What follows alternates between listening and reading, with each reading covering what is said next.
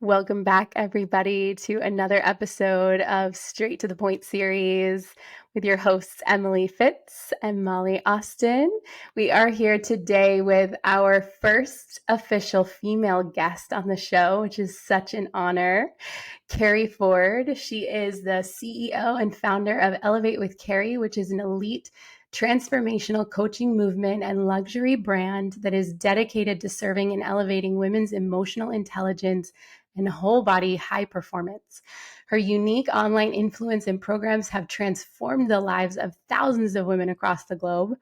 She is an international motivational speaker, author, event host, and global authority on women's wellness. She's spoken alongside 50 other top industry experts, neuroscientists, doctors, and authors in the personal development industry. She also has advanced training as a behavior change specialist. She was awarded by IFAH as one of the top 100 Global Visionaries, and most recently was awarded the Best Women's Personal Development Platform CEO in 2023. She's also a dear friend and mentor and sister and expander, and we are so grateful to have you as our first female guest on the show. Welcome, Keri. Oh my God, first female guest. I didn't know this. This is awesome. Yes. Yes. Yeah, we had Scott on as our first guest. I mean, union for the win, right? Mhm. And it was actually, just sparked by our conversation and our connection. I will speak for myself. I was really walking through my own sort of dark night of the soul last year and watching a lot of the ways that my relationship to the coaching industry was changing. And it was really beautiful to just reignite my sisterhood connection with you through, my process and walking through that. And Keri and I actually met in a coaching container called Clients Online, which was ran by oh God, what's her name? I'm terrible. Mallory. Mallory Tadimi. Yeah. Okay.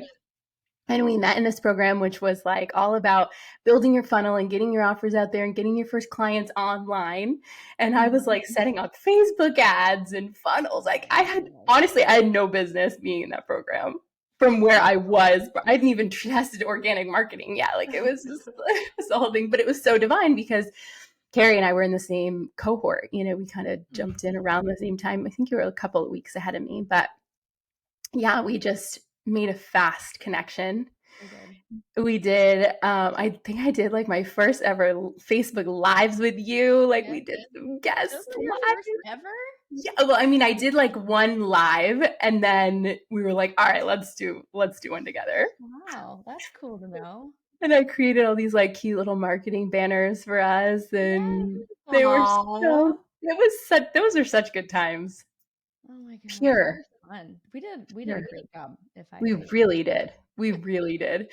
And then Keri has a really successful her Elevate with Keri business, which you've since sold, right? Well, not the whole brand, but I sold the Wellness Collective, which is a group program that has a lot of intellectual property and a whole like module sequence, and even the coaches that I trained went with the program and sold that part off. So it helps women learn how to intuitively eat. Mm-hmm. Mm-hmm. And here's what I love about Keri too. So I ended up hiring her, working with you for six months. 6 months, and so powerful. It was when my eczema started flaring up and the toxic mold, and there was like, I was going through like a huge activation during that time period. But what I also love about you and what I love about how you run your business is you've always had an end game strategy, in my opinion. Like I see you as someone who's like, I'm selling that part. I'm going on to the next thing, and then I'm going to sell that, and then I'm going to up-level that, and then I'm going to do this. Like you're a total visionary. Whereas like I think most coaches get stuck in the industry of like, I have to sell this one thing and then get these clients and do this. And it's like, no, you're just like, there's no words. At first I was like, we're retiring the Wellness Collective, the end. And then I had a chat with Chris Harder in the DMs around a part of his company, he sold off Fast Foundations, and I was like, "Yo, what are the if you don't mind me asking, what are the contractual terms that you did this with?" And I was like, "Huh," because the coaches in the Wellness Collective were like, "We don't want this to end," but I also was like, "This is where I end. Like, I'm this gets to be a part of what I do, but it feels so much different and more expansive." Mm. And I was like, "How can this live on?" I was like, "What if I sold the program?" So I meditated. Someone came to mind. I reached out, and she bought it. So Wow. and she's had a very successful launch. She had like an 8K day. She's charged the most she's ever charged. So I got to do both the somatic work and the mentorship with her. And I baked in like a coach client rev share agreement. It was like a totally custom contract. It was really cool. Wow. You know Amazing. what's also cool is Keri is a life path 33 in numerology. We looked up her numerology chart on our last call. She's a life path 33, which is one of the most rare master numbers that exists out there. And 33 is really the unconditional love. It's the Christ consciousness code that requires only the bravest souls to walk with. And I really see you, you know, just as the embodiment of, listen, it's like your coaching is like, listen, I'm not going to let you just kind of skate through this experience. I can see you in your higher timeline. I'm holding you to your highest vision, and I'm going to invite you to meet me there, and I'm going to hang there until you're ready. And you might kick and scream, and that might feel really uncomfortable, but it's such your gift and it's such your magic, especially in the intuitive eating world, which Molly is also very much in. That's where she started her business, was through, you know, body transformation, and it's turned into a completely uh, evolutionized experience for your clients, from the 90-day glow up all the way to now what she's launching, Woman on Fire, which is, you know, Awesome. similarly, it's like, it's not just the intuitive eating, it's so much more than that. Yeah. Yeah. Mm. It Thank you really for your is. work in that, Molly. That's awesome. Yeah, you too. I mean, it's really, I love speaking to people who are, who have also created so much magic in that area and also really have experience for themselves and feel and see and know that it's tied to the base of everything. It's the Yeah. foundational pieces of everything for women, their confidence, their self-trust, what they're choosing in their lives, how they see themselves. It's everything. Yeah. Yeah. Mm. Yeah. You know, So, we did an episode a couple of weeks back, which was a question from a listener around, you know, can you make money in coaching if you're not doing business coaching? Oh, yeah. And totally. Yeah. And I actually think that Keri, you know, is also a beautiful expander for you, Molly, in, you Mm-hmm. know, what it looks like to not only have a very successful intuitive eating business, yeah. but to also expand beyond that Yes. and, you know, make a fuck ton of money and, you know, support herself and her family, and um and own, you know, the full embodiment of what loving yourself in that way can create in your life. Mm, yeah. That's Talk about really integrity. Yeah, yeah, it's really beautifully said, and is definitely, even just hearing that is such an expander for me, because I know that starting out in the realm and world of food, and then all the layers and places that that leads to opens up avenues for more and more and more and more, and to allow yourself to really go there and to claim more and more and more. Um, yeah, it's definitely a transition period I'm in right now. And so it's really cool to to be here with you, to speak to you and to hear more.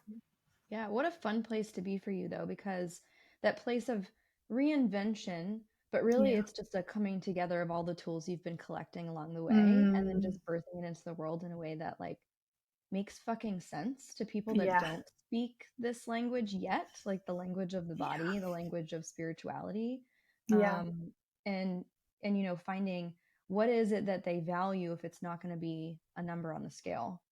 What is it going to be Yes. that they value if it's not guaranteeing a specific ROI? Although those are results, right? Yes. Often. But how can we Yes. break up how can we live in that paradox and then like market in that way? And that's, that's a dance. I think that's always kind of shifting, especially the way that social media works and how people absorb and consume content now. Yeah. But also like really what people want, especially if they've maybe been burned by the coaching space before, Mm. or they're, becoming more educated as a buyer, if you will. Totally. 100%.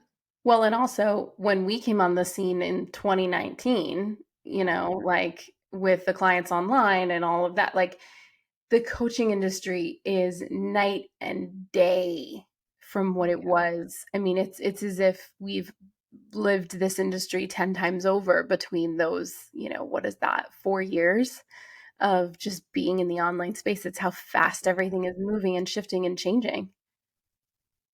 Mhm. Yeah, and even back in 2012 when I first came online with coaching, people were writing ebooks.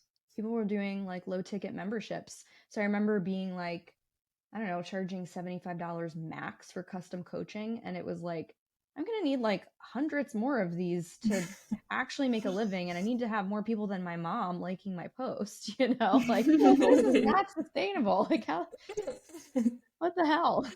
Well, that's like that Kayla, the Kayla is Isines or whatever, the Oh, Greek, yeah. Australian. It was like all ebooks and the like get your body in 30 minutes or less, and Yeah. yeah. Yeah. Like a So dream. different, so unique. Well, and I think that's a beautiful, perfect bridge to the conversation which we really want to bring here to this platform today, which is how are we all collectively, coaches and clients, responsible for moving the coaching industry forward in alignment and in integrity with our own personal value systems, and also, walking in our truth, walking in our power, and not, how do I want to say this? It's almost like, how can I honor myself, honor the relationships I'm creating, and also honor the invitation that this industry and the world is inviting all of us to rise, right? It's like we're all being asked to rise, coaches and clients. And I think what we're seeing in a lot of ways is a backlash of coaches being responsible for moving the coaching industry forward. But there isn't a lot of talk and there isn't a lot of conversation happening around where the client's responsibility, the buyer's responsibility is in also moving the coaching industry forward. And a couple of the things that, we are talking about here is, how do we hold our clients responsible while we're also holding ourselves responsible for our part? Some of the things that were brought up, and I'll mention them in the space, and then maybe you can riff on this a little bit, Keri, is, what happens when a client ghosts and doesn't pay? Or what happens when a client doesn't take a contract seriously or doesn't read it and then says, well, I didn't read the contract, so I didn't know that it was my responsibility? Or what happens when a client, steals your intellectual property and creates a copycat version of something that took you years to build and co-create? So, we're constantly being asked to hold ourselves to a higher standard, but are the coaches holding their clients to a higher standard, and are their clients ready, to be invited into that? Yeah. I mean, I think boundaries are loving and they also get to be firm. And I think that the one of the mistakes people often make, we'll speak from the, what clients often I think can make is that just because it's a personal brand and there's someone personally behind it, that it doesn't have this business component. But like, then what's the point of having a contract? Like these are the agreed upon terms. This is the container we're stepping into, and we're both signing this in agreement to this being the experience. And then what comes as a result of that is often out of our control, right? So everyone has their 100%. So like, let's take the example of like, let's say a client continually shows up on a call and they're driving. I do somatic work. I do transformation work. That client is not in a space to receive coaching. So I would be a shitty coach if I didn't lovingly call that out and say, hey, like I'm seeing that we're driving right now. Probably not a good time to close your eyes and do some somatic work. Right? Like that's not, and then on the other end, it's the coach's responsibility to show up and deliver what they say they're going to do. If I was driving the car and showed up trying to deliver a coaching call and I'm driving, like, first of all, no fucking way. But also, like, can you imagine? So the same standard has to be met in the middle for both parties. And that's where their 100% and the other party's 100% meets in the middle for the 200%. Like there has to be some agreement on what those highest, lowest standards are. And Yeah. I really think that's where contracts come in too. But also pre-framing the fuck out of your, especially group containers. Yeah. I was just going to say that, you are so good at pre-framing an experience. And I think that it's come from lesson after lesson after lesson of learning like what what needs to be drilled in and how the stage needs to be set in a lot of ways. And I would actually love, because I know we have a lot of coaches that are listening, that probably have never pre-framed a client experience before, or a group container, or a retreat space. What would you say to that coach, and what would be some of the things that you would even recommend for them to use in a pre-framing conversation? Can you break that down for them a little bit? Yeah, so many great things here. And yes, unfortunately, many of these have been learned lessons where it's like, ooh, I don't know if I managed expectations there. Where did my leadership not rise to the level of expectation within myself? Like, how could I have led better and really pre-framed that in a way that was abundantly clear with invitational language, right? Not me tisking. So first and foremost, I think there's definitely a need for becoming trauma informed. You don't have to be trauma trained. I am in the process of being trauma trained. It's a 3-year program, but trauma informed will tell you a lot. So let's talk about safety, especially if you're in the space of transformational coaching and you deliver intangible results. Intangible results being something like you're going to feel better, you're going to be more confident, you're going to feel more embodied, you're going to be peaceful and powerful. What does that mean?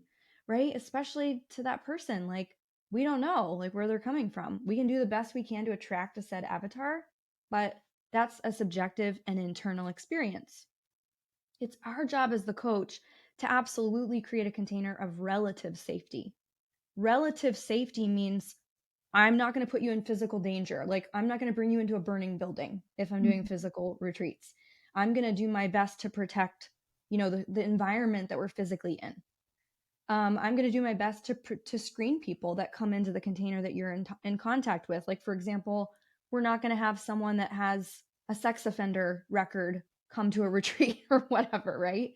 So, like, those are ways that I would protect the container. But also understanding that when you're in the work of transformation, you are in many ways choosing to walk into the fire. And because of that, you are going to trigger people. They are going to be brought to their edge. And that is the definition of cognitive dissonance. Cognitive dissonance meaning you will feel uncomfortable and there will potentially be an experience of lack of safety in your body because you've chosen to step into a space and work with a coach that's challenging what's comfortable to you and questioning your beliefs. And I'm going to hold you accountable to what it is that you say that you want. So when I speak to you and there are triggers and activation, know that that can be a very normal part, right? Becoming trauma informed, trauma trained, my job is to do a better job always and to continue my mentorship and learning as to how I can do that at the pace of somebody's nervous system so you don't bring them into overwhelm, right? Continuing to maintain relative safety. But I am not responsible 100% for their safety because anxiety lies about the experience of safety itself sometimes. Especially if I haven't been there within the edges of myself there. So I choose to go into that cave of courage myself. And every client has a unique nervous system, has a unique experience. Maybe the last place they feel, like Molly, for you, maybe the last place they feel safe is in their body. And here we're trying to connect them to it. And we're like, just meditate. And they're like, oh, they've had this traumatic experience maybe. And they're like, that's the last fucking place I want to be. That's why I'm in your program. So just Exactly. knowing the edges, totally knowing the edges and reading people even between what they're saying is like our job. And we're human, right? And we can only know what we know in that moment. And it requires some feedback from the client, verbally, non-verbally, all the things. So that's why we're responsible for relative safety, not 100% their internal experience of safety. Yeah.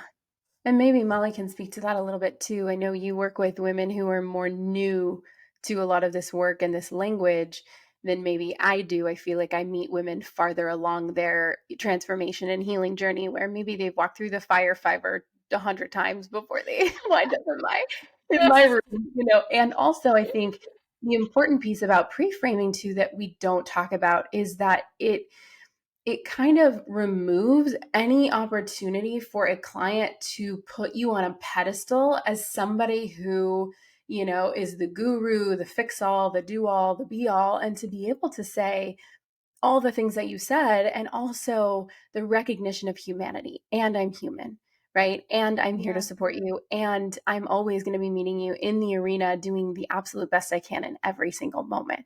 And when we create that, right, it's like I'm in it. I'm here. I'm on the ground floor with you. I'm not up here trying to look down and teach you the thing. I'm creating invitations for you to rise and meet me. Yeah. Which I think is an important conversation, which, is necessary with where we're going. Oh, absolutely. I would say that the pre-framing piece around containers, especially group containers, has been probably one of my biggest learning places in my business within especially the last year, with moving more from like, okay, like, talking about like food and habits to now getting into some of the deeper transformational work and what that can bring up for people, like you're saying, and framing that and really speaking into, because there used to be a part of me that would be like, oh, let's not scare them and say these things, but it's actually like way more, creating way more safety, and is benefiting both the coach and the client in the long term when these things are set up front, because then it's all bases covered. It's not like there's no leaky energy. There's no, well, what do I do here? It's like the person knows exactly what to do. And especially in the space of, I've had clients who have been triggered in the spaces, and not even necessarily like different situations, but just the energy of being in a space of other women, and getting triggered, feeling like they don't belong. Oh, none of the other girls answered my message, and then wanting to leave the program because of it, and all these different pieces that can come up within a group container in general, like, let alone the work that's done inside, the stories that come up around sisterhood and not belonging and feeling rejected, which are some of our core wounds as people, especially as women in these spaces who gather the courage to join a space. And it's also the coach's job to inform, hey, this might come up in this space because we're in a group of women. And it's also your responsibility, if something does come up, to address it head on, so it doesn't become this bigger thing. Because I've had women who have like not shown up on calls for 2 weeks, and then it's blown up into something bigger, when it's really looking at, like we're saying, the opportunity for the coach and client to both rise in that space. And when I was working with M still, I was really working through one of like the biggest situations I had gone through with a client, and the triggering that was happening, and really meeting my own pieces of like not taking the languaging she was using towards me personally, and really saying, I see you, I can hold, and being able to hold for both. Like, I'm hearing the things that you're saying, and I'm hearing you're triggered, and I'm hearing these are the wounds that are coming up, and this is how the feelings that are being created for you. And I am here to also coach you through this, because it's not just the work that we're doing inside the container around transforming your life. It's these pieces specifically that are coming up. It's all for you, and really being able to see it as it's all for you, and it's all for me as the coach, and it's all for you and you as the coach. It's for all of us. I think are all just such important pieces, and they're pieces that are really unknown territory until we are faced with them. Yeah. Group dynamics is a whole other ball of wax because you've got social constructs, you've got collective wounds, you have group dynamics, and it can shake out to be somewhat interesting sometimes, like the stories that we make up. And so something we talk about in our pre-frame is if we don't hear anything, we just assume everything's fine. So know that. And we're inviting you into taking responsibility for speaking up about what's real for you. And yeah, we can happily support you through and with that. But also saying we create courageous spaces where it is meant to challenge your beliefs. It is meant to be probably an uncomfortable situation, and know that that is a pretty normal experience when you're doing growth because you're choosing to live on the edge. Something I think most coaches don't do, and I wish I had this foresight, is, when you're in coaching and you're like maxed out for your one-on-ones, you're like, oh, well, the next step is to like scale my time. So I'm going to take all those people and put them in a group. And then like nobody thinks about, well, wait a minute, how the fuck do I do a group program where now I've got all of these things and these moving parts, like pre-framing and saying what we know as coaches to be somewhat built into our foundational practices now at this point. But other people come in and they're like, what does aligned mean? What do you mean when you say holding space? Why are you being awkward and just being quiet and staring at me? Like in the holding space, right? They don't know these things. So we talk about all that. Hey, you're going to notice that I'm going to shut up sometimes and I'm just going to awkwardly hold the space. It's going to feel awkward, especially if you're used to filling the space with words. What comes up for you?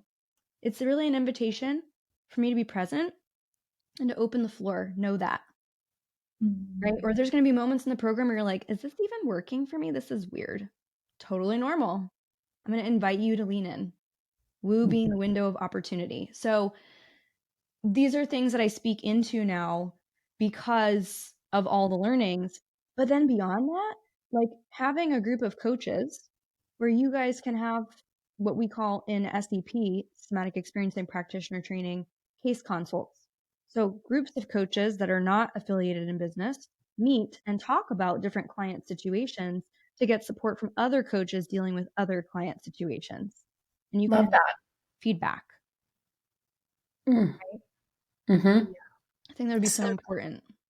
Well, and what are some other ways too that you might invite a coach to call their client forward if they're seeing some of these dynamics playing out, or you're seeing, a client ghosting and they've missed a couple payments, or, what are some tangible pieces that you might give a coach who's experiencing this, and maybe they haven't pre-framed, or maybe they haven't taken the time and they're smack dab in the middle of the coaching container, and this conversation is now just coming into their awareness, which they can bring into the next round, right? But what happens when someone's smack dab in the middle and they feel like I'm losing them, right? Or people are falling away, and what would you say to them? What would be something tangible you could give them?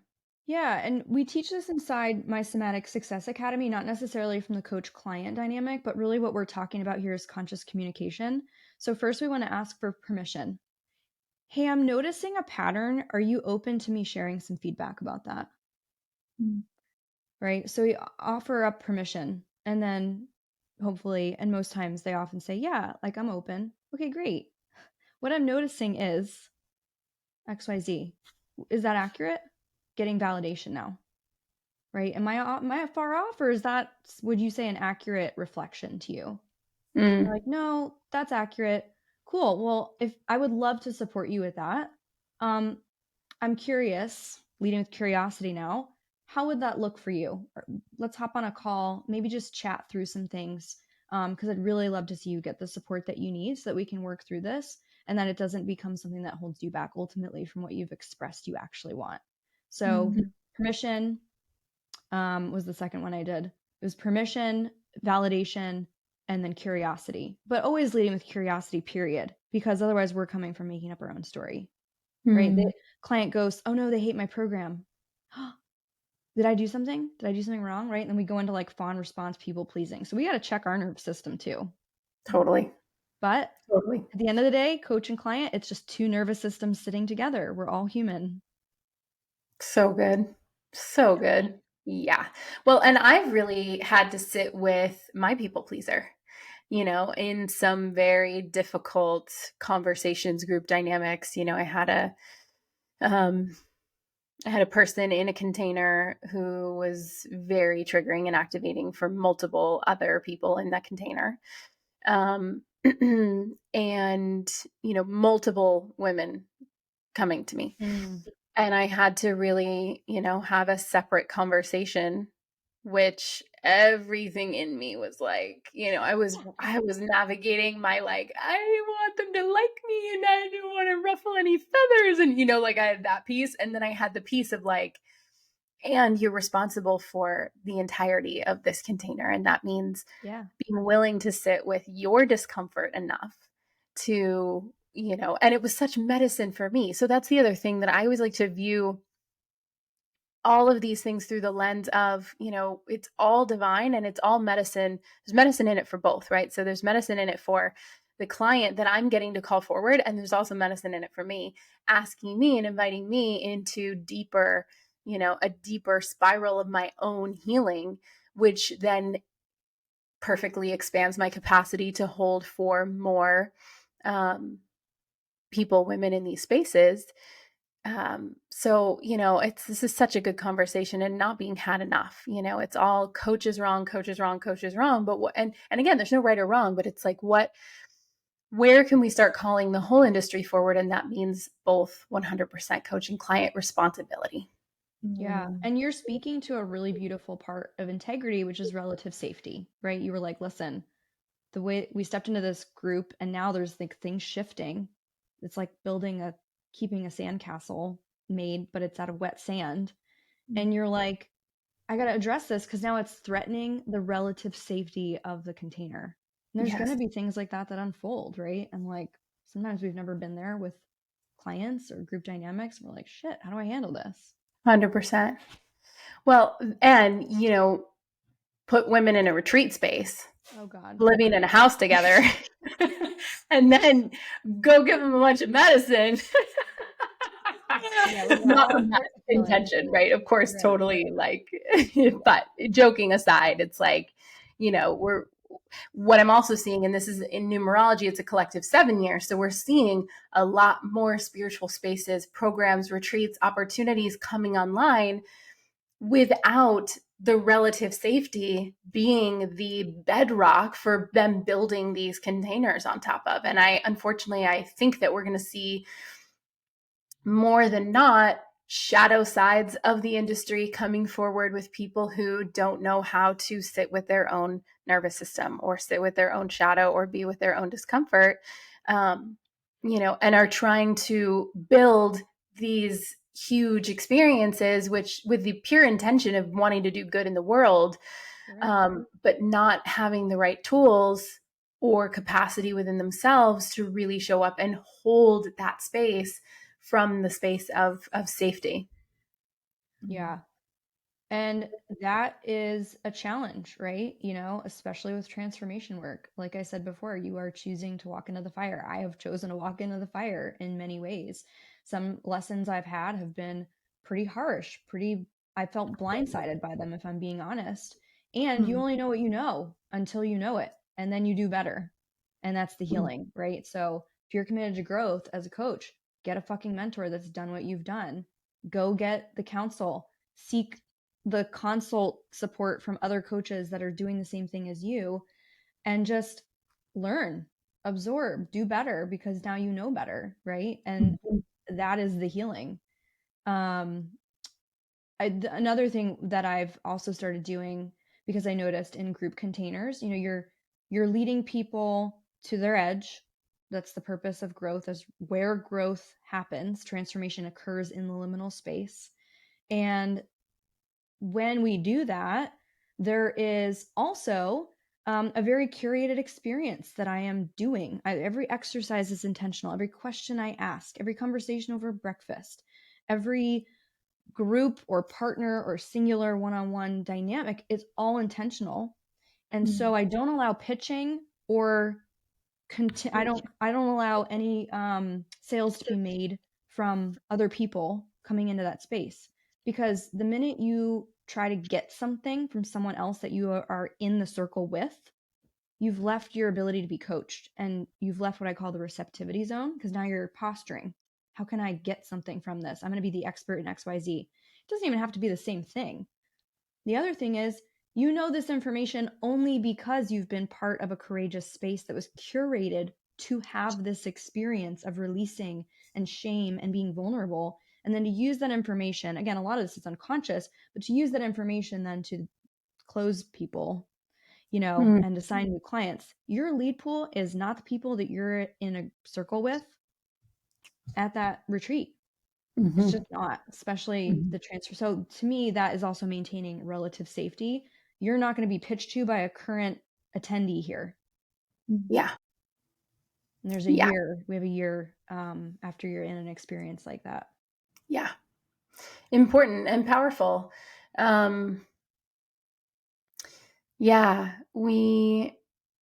Safety is our number one top priority at all of our retreats, is creating a space where women can feel safe to go to the places where they don't feel safe, right? And we can't have those experiences and go to that depth if we haven't laid that foundation, and pre-framed the experience, and for the women to know to the best of their knowledge what to expect. I think another thing that's important to speak to as well, especially as these spiritual spaces are being cultivated, is some of the bypassing language that we're also seeing come up, where I'll speak to our very first retreat experience. We had someone come to the retreat. This was a year ago.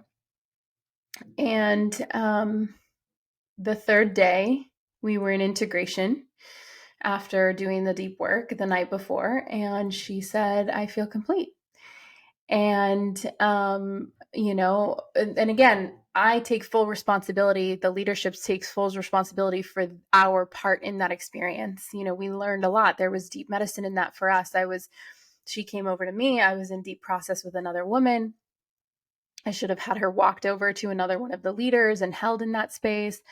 And, she was expressing to me that she felt complete and in a great space, and she wanted to just go off and do her own thing and to a hotel. It was a whole situation. And we were breaking for lunch, and it was like, maybe we needed more hands on deck and all the things. And then next thing we knew, she was gone, called an Uber and left. And then wanted a partial refund for the time that she had left the retreat. And we really had to hold her in, I love you and no, And that's where it's like, I'm a personal brand and I'm a person running this and creating this experience, but it's also a business, because otherwise what's the point of the contracts if we both can't step into agreement that this is what we're entering with? Yeah. These are the highest, lowest standards.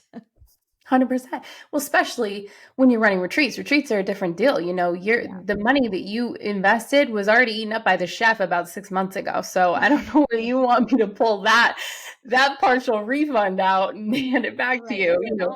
Yeah, people have been paid. It's not a fucking Evite, to the bowling No. alley. Come get your beer and pizza. I really hate bowling. Those shoes are god awful.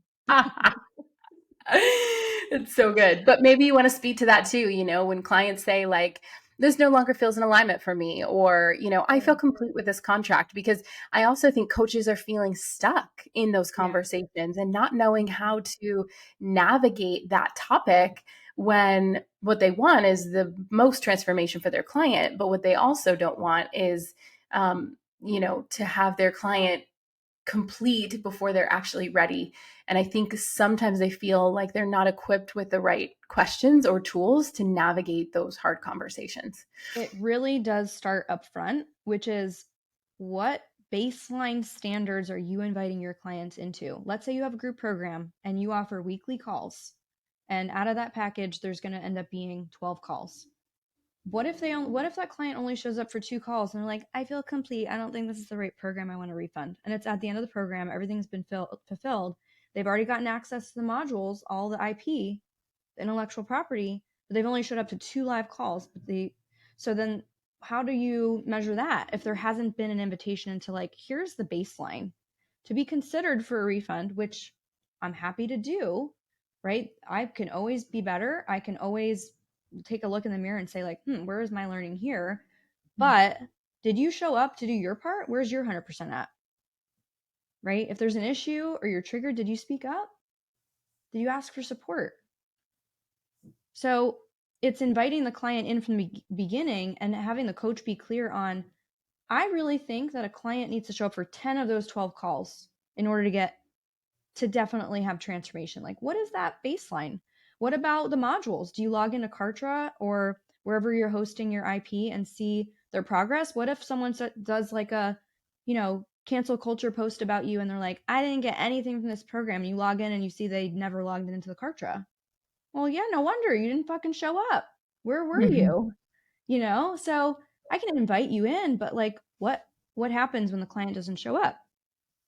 Right. And on the other end, what happens when a client signs up for something and then they're not getting what it is that was said or promised? That's another issue. So, like, are you in alignment fully with being in integrity? I think that's huge. But it does start with like that outline of, okay, what's the bare minimum the client needs to get transformation, and how can you get the most out of the program? And I would invite you to even have a whole module, a whole frame, a whole call about, here's how you get the most out of this program. Mm-hmm.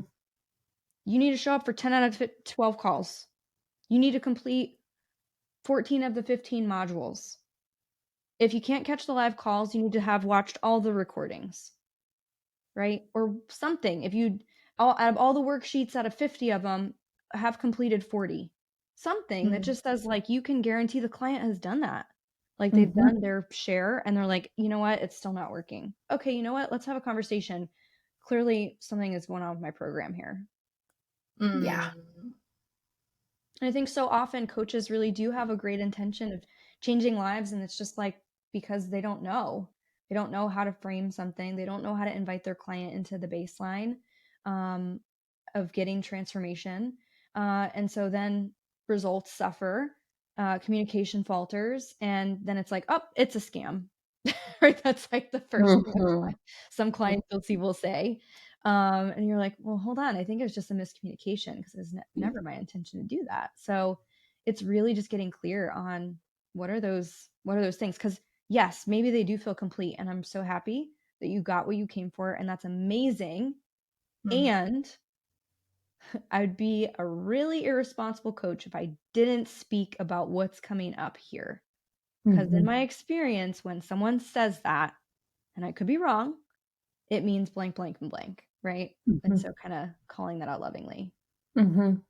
What would you say to some of the coaches that are maybe just getting started in the industry, who are coming into a world where she's a scam, it's a scam, they're taking my money, blacklisting, being cut out of the industry is more the norm than it ever has been before? And coaches who are maybe experiencing their own trepidation and fear of putting their work out into the world and, facing potentially the ultimate rejection.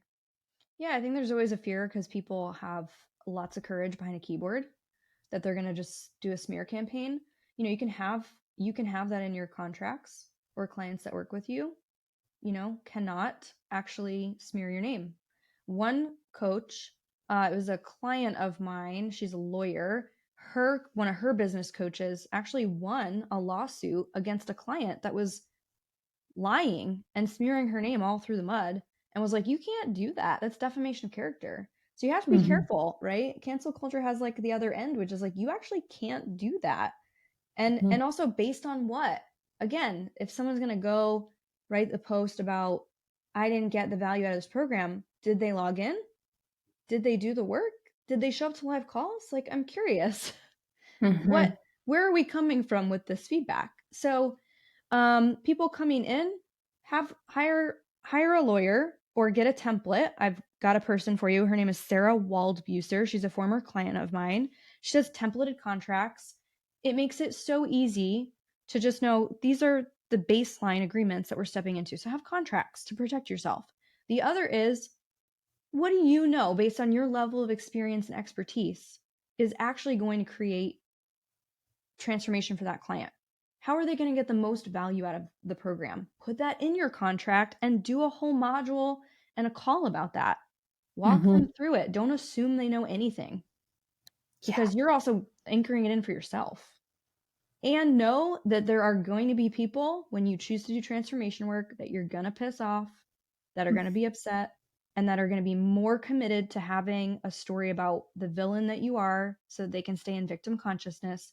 And because every victim needs a villain, and like sometimes it's just going to happen, right? Even when you're coming from a good place, even when you've got a really good heart. And then the last part would be to hire a very specific coach that does exactly what it is you're trying to create. You want to create a group program? Hire a coach that does group programs. They'll help you with pre-framing. They'll help you with seeing the blind spots. It's kind of like, I feel like a lot of these things, it's funny. Like on a tag or on a box, it'll be like, do not iron clothing while iron is on. And you're like, well, no shit. But like, that's on there because someone fucking did that. Okay. That is on the disclaimer for a reason, because someone decided not to take their clothes off and iron their clothing while the iron is hot and they're still wearing it. So, you know what I'm saying? Like, you can't assume Cover everyone every knows. base possible.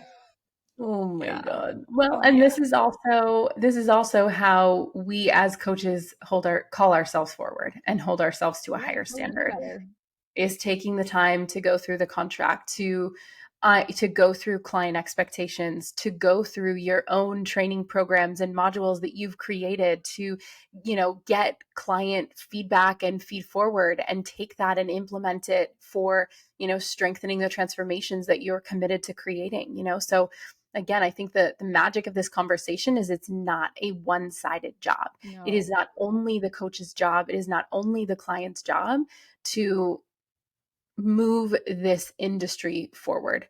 There is no one person responsible for that. And it requires all of us to do better, to be better, and to be committed to our 100% transformation. This is what I'm hearing you say. And I think maybe the most important conversation we've had to date. Wow. Yeah. I mean, I think that you have to be committed to doing your own healing work as a coach. First and foremost. Anytime I've noticed some of these harder lessons that have occurred, I had a gap in mentorship. Right? I was like, I'm stuck. I can self-coach. Let's take a little break. And it was like, ooh, you know what? There's really something powerful about having someone to be the neutral mirror and to just, and again, if you can't afford mentorship, I'm not coming from the space of saying you always have to have a mentor. That's not what I'm saying. What I'm saying is have support.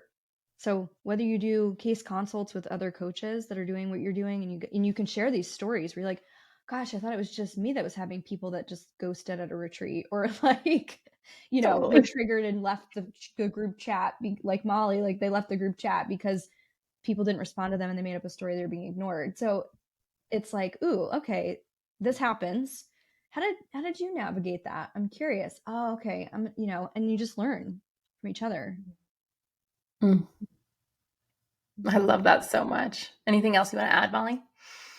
No, I think this is one of, like Em said, probably like the most powerful conversation that we've had. And I really, I'm even learning a lot through this conversation, because I also coach a lot of women who really suffer with perfectionism and all or nothing mentality. And so I'm even noticing the ways where maybe I've consciously or unconsciously put less pressure on them to show up fully, because I wanted to help them step out of that story and be like, you can show up and it doesn't have to, but it's like, where is that coming from within me? And is that actually fully serving them? And how can I hold the energy of both, where they can show up for 10 out of 12 calls and they can complete 14 out of the 20 trainings, and they don't have to do it from an energy of perfectionism and all or nothing mentality, because that's where I can support them in.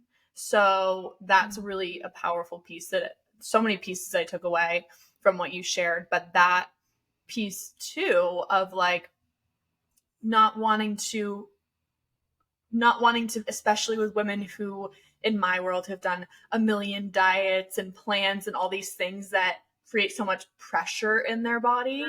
And so I'm just noticing the different ways that I've tried to support them in that, and so many ways that I have successfully, and where I could also be keeping them still playing small and in that story. So I appreciate that. Yeah, and there's a really beautiful, loving way to invite somebody into growth where they get to choose it at a pace that feels safe and comfortable for them, while also still choosing discomfort. Ooh. Yeah. Say that again. Oh God, I don't know what I said. There is a really beautiful and loving way to call them out, but to invite them into growth so that they're choosing it for themselves. They're choosing discomfort for themselves. There's something very different about that versus you need to do better. And listen, I've been guilty of this because I want my clients to get value and transformation from programs, but where it has shifted in energy is it comes across as me, tisking and like, almost like they're in trouble. And that's not invitational language. That from that space, that's criticism. It's not feedback. That's constructive. And so, like I don't want that in my energetic and resonant field either. And so we can invite them in a way that they get to choose the discomfort for themselves, but it also acknowledges like, I see where perfectionism has like totally served you. And I see where it hasn't felt safe to actually be you for who you really are. And so, is that something you're willing to explore with me? Right? We just acknowledge and then we ask. And then they get to choose being uncomfortable for themselves every step of the way. Yeah. Well, I love what you said about like there's a pace that they can do it where it's maintaining safety as they're exploring those places, and where they're still riding their edge, where they can choose to ride their edge in it. That's really, really powerful language. Yeah, exactly. Yeah. So good. So delicious. It's been such a gift having you on and sharing your wisdom. And I told everybody, I was like, y'all are going to love Keri. She's amazing. So how can women how can they work with you? How can they know you? How can they be a part of what you've got going on? Yeah. Elevate with Keri, KERI.com is the best place to find me. We've got several programs. I like to think of my business model as a circle. So you can enter the circle anywhere, wherever you feel the level of support best meets you. You can travel the circle. You can do all the things. You can do one of the things and pop out when you're complete. But we have everything from self-paced meditations that are created specifically for female leaders, all the way to in-person retreats, and then the Somatic Success Academy, which helps train your nervous system as a female leader, because more regulated leaders means basically helping spread regulation through our followers and the ways in which we work with our teams and our clients. So there's all different ways. It just really depends on what that client is looking for, but you can find it all on my website. And where can they find you on Instagram? At I am Keri Ford. Amazing. And we'll have all the links in our bio, so you guys can just scroll on down. Whether you're watching this on YouTube or listening to it on Spotify or Apple, you can go ahead and click all the amazing links and go give Keri a follow. Go check out her website. I know she's got an incredible retreat coming up, and so many. Oh, yeah. No, just so many incredible opportunities to be a part of what you have going on. And I speak from, client experience of feeling so held in your space and also simultaneously challenged and called the fuck forward. Perfect. Yeah. Oh, so good. And would it So be supportive if I provided a link to those legal templates for people that are maybe just starting out? I mean, I have found those useful at any level. I think I might have a yes, discount code too, so if I have that, I can give that to you yes. guys too. Amazing. So good. Get yourself a legal template, get yourself a discount code, and start doing the shit right. Do not iron your clothes while you're still wearing them. Okay. Exactly. Oh my goodness. Thank you. Thank you. Thank you. Thank you for being here, being our first official female guest. What a gift. What an honor. You are Such a powerful so conversation. exquisite. Yeah. I love Thank it. you. Yeah, So always good. learning, always going deeper, and I hope that somebody somewhere found some value in any of this. So, Always. Yes. Thank you. I know we did. So win win. good. Yay. Oh, thank you. See you on the next one.